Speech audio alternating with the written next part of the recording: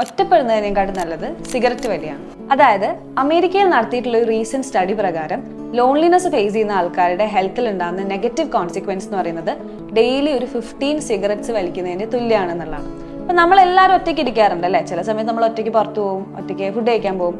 Elon ആയിരിക്കുക എന്ന് പറയുന്നത് തെറ്റുള്ള കാര്യമല്ല, എല്ലാവർക്കും മീ ടൈം ആവശ്യമാണ്. പക്ഷെ ലോൺലിനെസ് എന്ന് പറഞ്ഞാൽ എന്താണ്?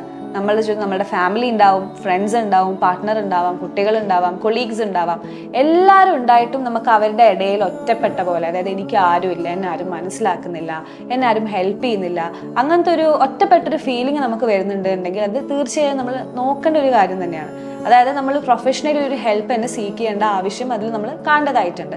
ഇത് നമ്മൾ ആരോടും സംസാരിക്കാതെ അല്ലാതെ ഒരു ഹെൽപ്പ് സീക്ക് ചെയ്യാതെ ഇരുന്നിട്ടുണ്ടെങ്കിൽ ലോങ് ടേമിലേക്ക് പോകുമ്പോൾ ചിലപ്പോൾ നമുക്ക് ആങ്സൈറ്റി, ഡിപ്രഷൻ അല്ലെങ്കിൽ മെന്റൽ ഹെൽത്ത് ഇഷ്യൂസിലേക്കൊക്കെ ലീഡ് ചെയ്യാനുള്ള ചാൻസ് ഉണ്ട്.